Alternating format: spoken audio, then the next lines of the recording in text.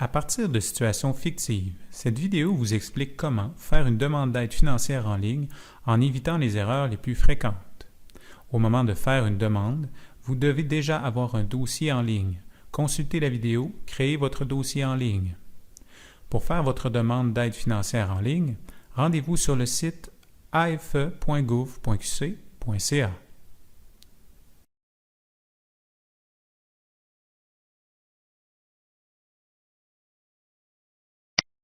Sélectionnez le profil étudiant, puis inscrivez votre code permanent et votre mot de passe, et cliquez sur Soumettre. Au moment de votre première connexion, vous devrez confirmer votre identité. Après avoir inscrit vos renseignements d'identité, cliquez sur Soumettre pour accéder à la page d'accueil de votre dossier. Une fois dans votre dossier, sélectionnez l'onglet « Formulaire temps plein ». Choisissez ensuite l'année pour laquelle vous demandez de l'aide financière et cliquez sur l'hyperlien « Demande d'aide financière ».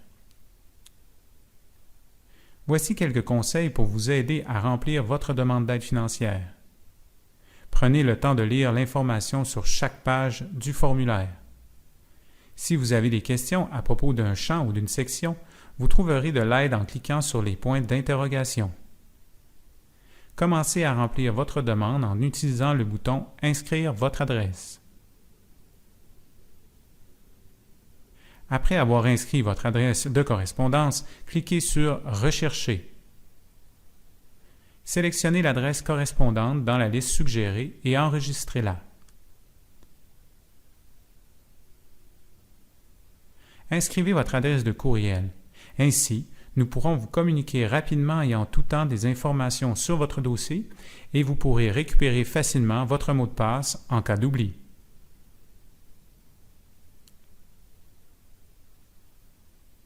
Lorsque vous avez terminé une page du formulaire, appuyez sur « Page suivante ». Si un message d'erreur en rouge s'affiche après avoir cliqué sur le bouton « Page suivante », c'est que vous n'avez pas rempli un champ obligatoire. Un chiffre en rouge vous indique alors le champ à remplir.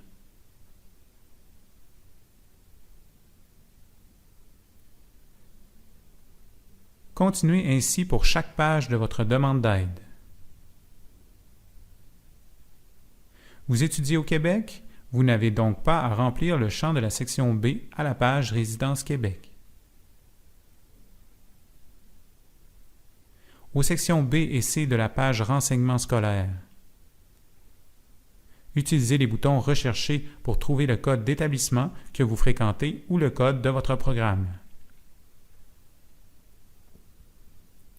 Toujours à la page des renseignements scolaires, si vous êtes en cheminement continu à la formation professionnelle ou collégiale, seule la sous-section C est à remplir.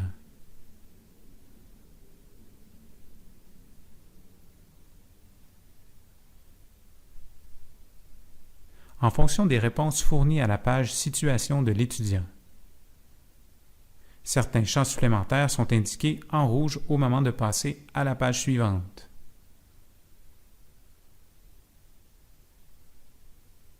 Un chiffre en rouge apparaît alors vis-à-vis du champ supplémentaire à remplir.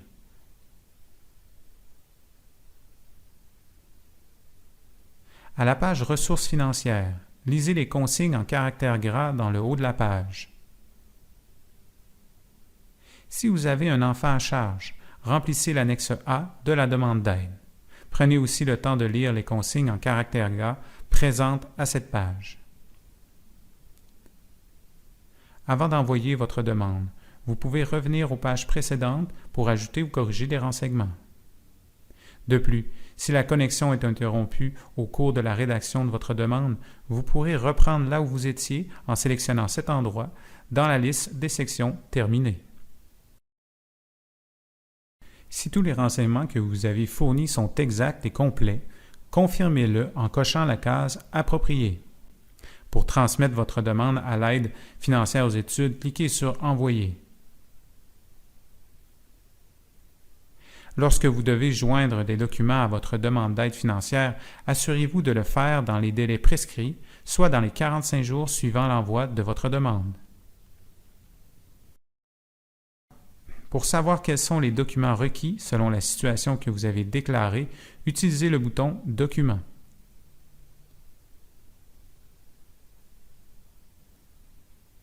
Important, utilisez l'hyperlien ci-dessous pour nous transmettre vos documents en version numérique.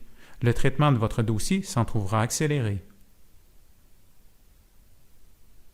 Rappelez-vous que si leur contribution est requise, vos parents devront présenter une déclaration de tiers comme indiqué dans l'exemple ci-dessous.